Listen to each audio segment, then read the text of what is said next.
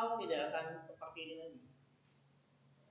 Akan naik sedikit lebih ambigu.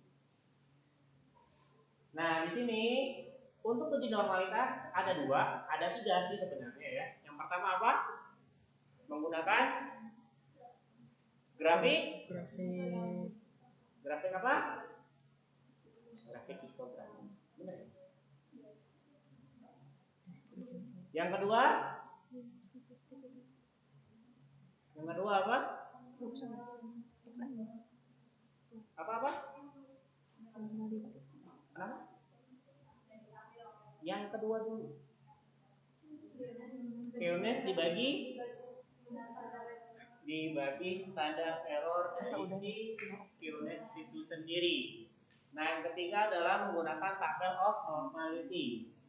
Nah, di sini dari data Anda menggunakan nilai Shapiro atau nilai Kolmogorov? Kenapa Shapiro? Kurang dari 50. Oke. Nilai kolesterol asam urat P-value-nya berapa? 1,109 dengan 0,347. Artinya normal atau tidak? Normal. Itu kalau instruksinya menggunakan uji normalitas ataupun test of normality. Tapi kalau tidak ada statement tersebut, artinya Anda menggunakan nilai skewness dibagi error skewness. Yang dikatakan normal ketika nilainya didapatkan dari rentang berapa ke berapa?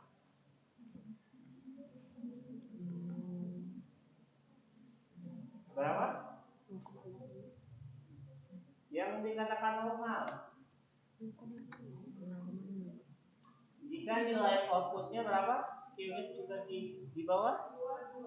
Di bawah 2 sampai dengan? Semuanya di bawah 2 itu. Rentangnya minus 2 sampai dengan 2. Itu kalau misalnya tidak ada instruksi untuk melakukan uji normalitas. Ataupun ada embel-embel apakah menggunakan Shapiro atau Kolmogorov, ya? Karena nanti soalnya pasti ada. Oke, silakan kembali lagi ke lembar jawaban. Buat interpretasi.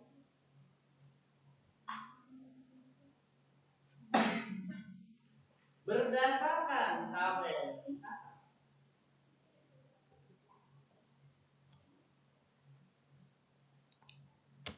tabel interpretasi itu jawabannya pertama ya. Nggak masalah, lanjutin aja, berarti kamu ngerjainnya data asam urat bukan dari kolesterol. Berdasarkan tabel di atas, dari total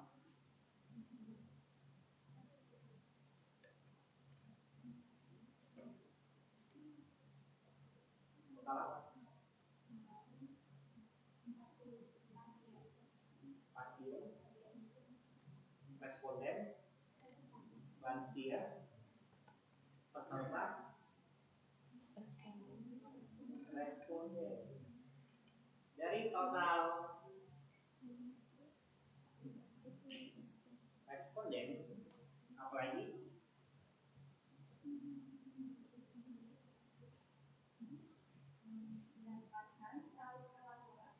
sebanyak 40 orang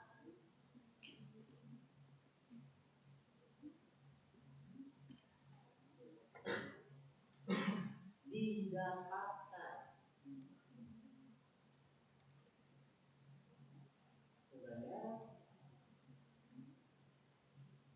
22 atau 55% dalam golongan ya, memiliki status asam urat yang tinggi.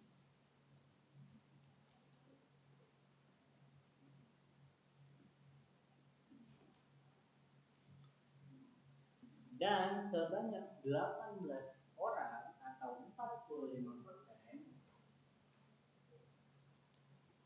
memiliki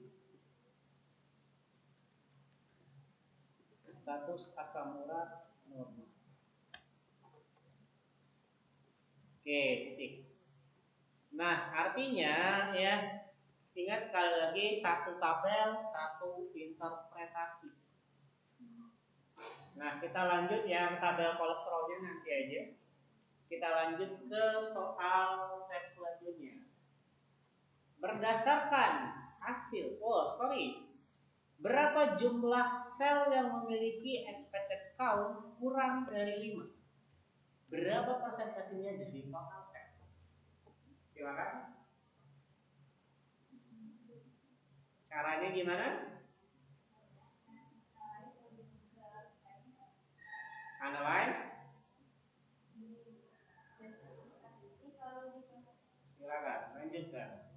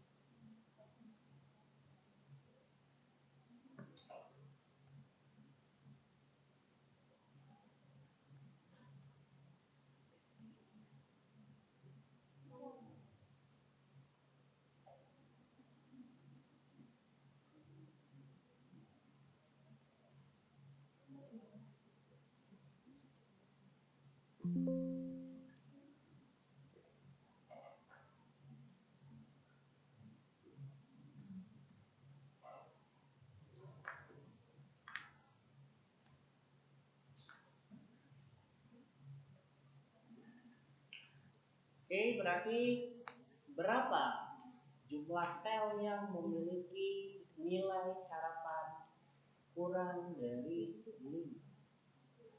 1 sel. Berapa persen jadinya? 16,7%. Oke, kembali lagi ke soalnya. Berdasarkan hasil uji Chi-square, apakah terdapat hubungan signifikan antara kolesterol total dengan asam urat?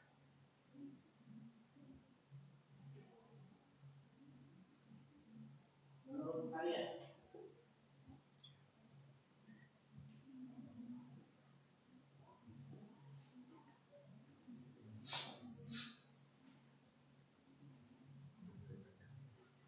Berapa nilai p-value-nya? 0,0001. Berarti keputusannya H0. Mengapa H0 ditolak? Di mana statement itu berada? Statement H0 ditolak dan ada hubungan itu di mana? Posisinya berada?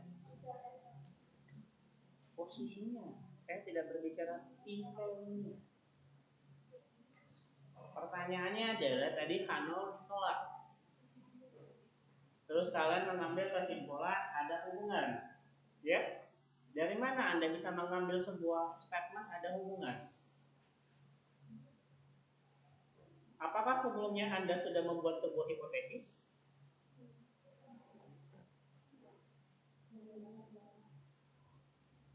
Dari latar belakang. Pertanyaannya, apakah Anda sudah membuat sebuah hipotesis? Bagaimana Anda bisa mengambil sebuah keputusan kalau hipotesisnya saja Anda tidak punya?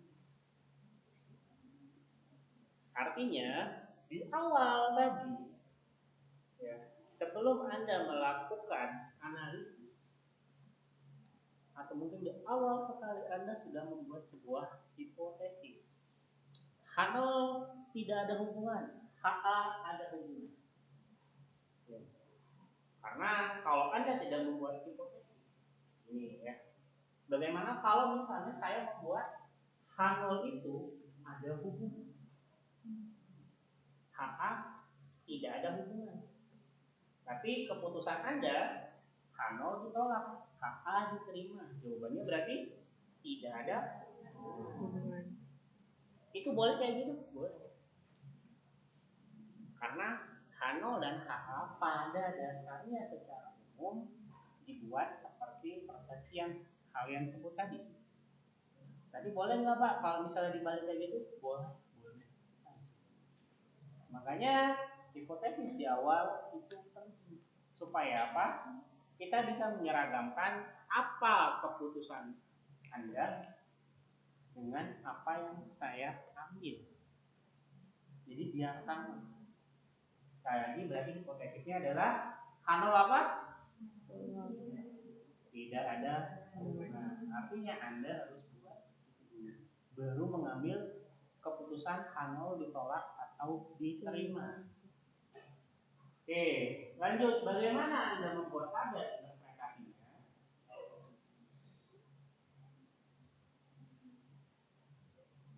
Silakan buat tabel interpretasi.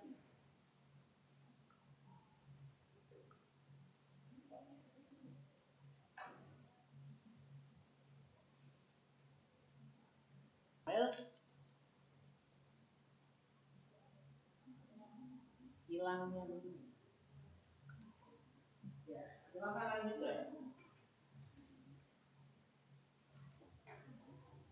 Responden yang memiliki kolesterol normal memiliki status asam urat yang normal. Kalimat pertama. Pertanyaan saya dulu nih, yang bingung siapa aja dengan kalimat yang dicantumkan oleh siapa namanya? Fadia. Yang bingung siapa aja? Selain saya. 1, 2, 3, 4. Ya walaupun setelah dibaca kita paham kan, tapi dari awal bingung nggak sih? Oke, ingat ya, kalau membuat sebuah interpretasi itu ambil dari totalnya. Misalnya berarti dari 14 orang yang memiliki status normal, juga 14 orang tersebut memiliki asam urat yang normal. Jadi dari total yang sebelah kanan, kolom kanan, ditarik ke belakang. Kemudian dari total 15 orang yang memiliki status kolesterol di borderline, sebanyak 4 orang normal dan 11 orang memiliki status asam uratnya yang tinggi. Begitu pula juga yang tinggi. Jadi ambilnya dari yang kanan dulu, baru ditarik ke yang sebelah. Kemudian saran saya, ambil dari nilai yang paling tinggi startnya. Startnya dimulai dari borderline, berarti baru lanjut ke normal dan ke tinggi. Oke, nilai p-value adalah 0,0001. Keputusannya, lanjutkan interpretasinya.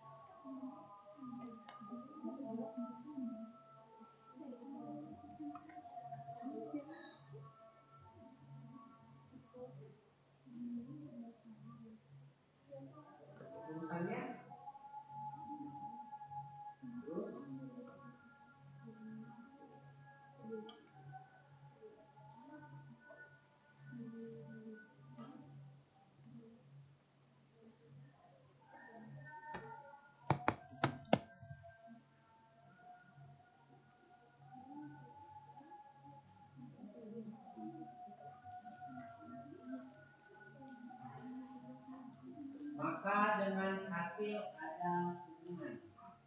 Sudah? Oke. Nah ini kenapa pentingnya kita membuat sebuah hipotesis ya? Jadi kan kita mengambil sebuah ada silakan.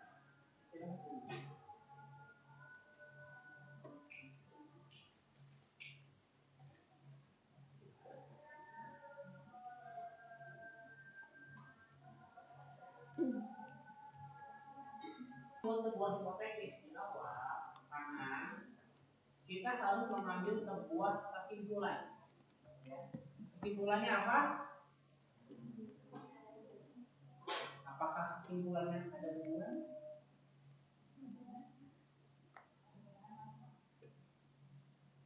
Hipotesis Anda apa? Hipotesis 0. Apa? Tidak ada hubungan. Tidak ada hubungan dengan. Tidak ada hubungan. Nah, ini balik lagi nih ke soal. Balik lagi ke soal. Nah, di sini apa? Silakan lihat judulnya apa? Ataupun soal ceritanya apa? Paling atas. Oke, seorang peneliti yang mengetahui apakah ada hubungan antara kadar kolesterol tinggi dengan kadar asam urat pada lansia yang mengikuti program pertumbuhan usia. Artinya, kanalnya apa? Kalau tidak ada hubungan.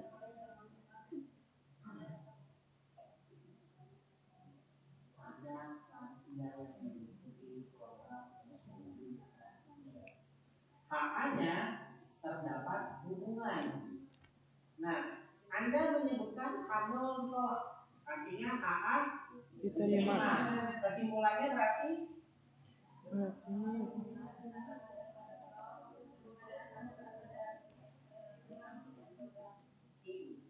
yang harus Anda tuliskan di bagian jawaban Anda, bukan sekedar ada hubungan apa?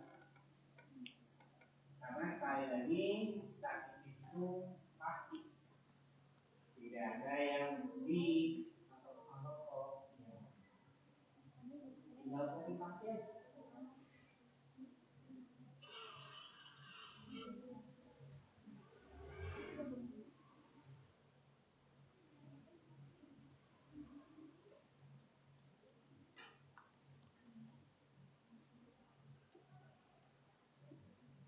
Ada hubungan terdapat hubungan masalah itu saja. Maka dengan hasil terdapat hubungan Oke, berarti sudah sampai di sana. Lanjut soal selanjutnya, soalnya jika asumsi K2 tidak terpenuhi, uji alternatif apa yang seharusnya digunakan?